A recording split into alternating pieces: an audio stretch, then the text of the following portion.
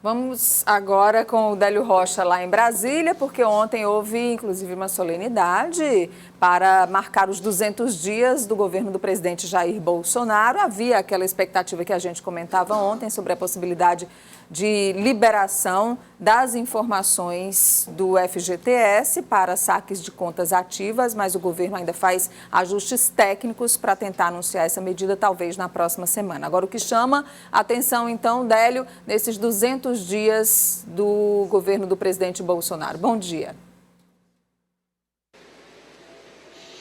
Bom dia para você, Nádia Rodrigues, para o Elivaldo Barbosa. Bom dia a todos no Piauí.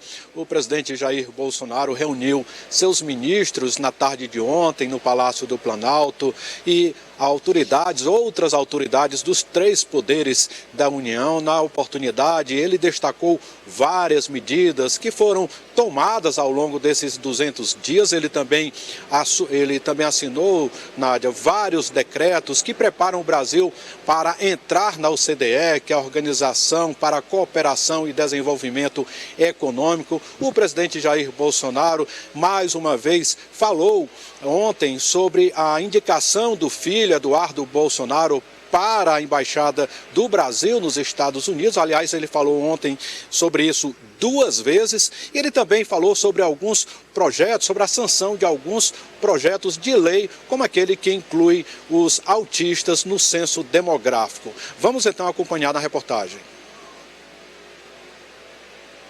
O dia de Jair Bolsonaro começou com um protesto em frente à residência oficial a favor da inclusão de pessoas com autismo no censo. Bolsonaro disse que era contra a proposta, que traria um custo de 24 bilhões de reais por ano, isso sem contar as fraudes.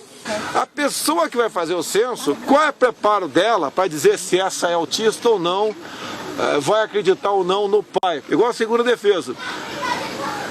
2/3 é fraude. Mas, horas depois, o presidente sancionou a lei que obriga o registro de pessoas com autismo no censo 2020. Ainda na porta do Alvorada, Bolsonaro voltou a defender o filho, Eduardo, para o cargo de embaixador do Brasil nos Estados Unidos. Por que essa pressão em cima do filho meu? Dentro do quadro das indicações políticas, que vários países fazem isso, e é legal fazer no Brasil também. A grande expectativa do dia era o anúncio da liberação dos saques do Fundo de Garantia, uma medida que tem como objetivo movimentar a economia do país. O presidente Jair Bolsonaro chegou a dizer que a ação deveria ser apresentada hoje, que só faltavam alguns ajustes. Minutos depois, veio uma decisão contrária. Na semana próxima, vai ser feita a apresentação da medida provisória, que trata da questão do Fundo de Garantia e também do PIS/PASEP. No Palácio do Planalto, o presidente convocou todos os ministros para um balanço dos 200 dias de governo, mas aproveitou boa parte do discurso para defender novamente o filho Eduardo,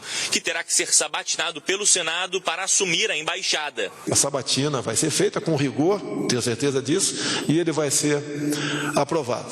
O presidente defendeu novamente a possibilidade de reeleição. Todos nós, um grande desafio pela frente. É entregar em 23 ou 27 um Brasil melhor para quem nos suceder. Bolsonaro assinou o decreto de criação de um conselho para preparar o Brasil para o processo de entrada na OCDE, a Organização para a Cooperação e Desenvolvimento Econômico. E também apresentou o Selo Arte, que regulamenta a venda de alimentos artesanais entre estados. A primeira etapa vai beneficiar principalmente produtores de queijo.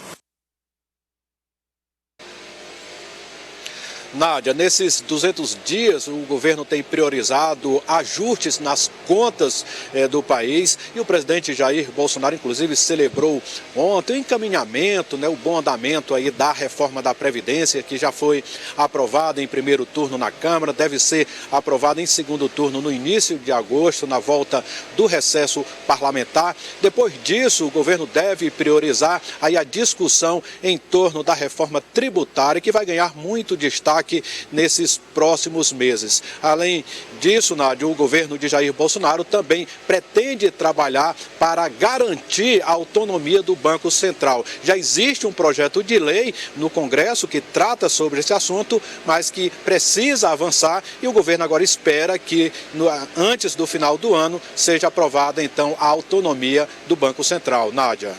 Obrigada, Délio Rocha. Hoje em frente ao Congresso Nacional ao vivo de Brasília. Ótimo final de semana até segunda, Délio. Elivaldo, sobre essa questão ainda do FGTS, esse recuo até da equipe econômica, além de anunciar que é por problemas de ajustes técnicos na proposta, ainda sofreu uma pressão muito grande dos construtores, porque recursos do Fundo de Garantia são utilizados na construção civil, por exemplo, para o programa Minha Casa Minha Vida. O governo federal disse que os recursos do Fundo de Garantia destinados para essa finalidade não sofrerão nenhum tipo de interferência com a medida da liberação dos saques. É por isso que houve o pé atrás, o adiamento para a próxima semana, para que se estude o percentual a ser definido para a liberação, porque do contrário pode atingir a principal poupança para financiamentos da casa própria, habitações populares.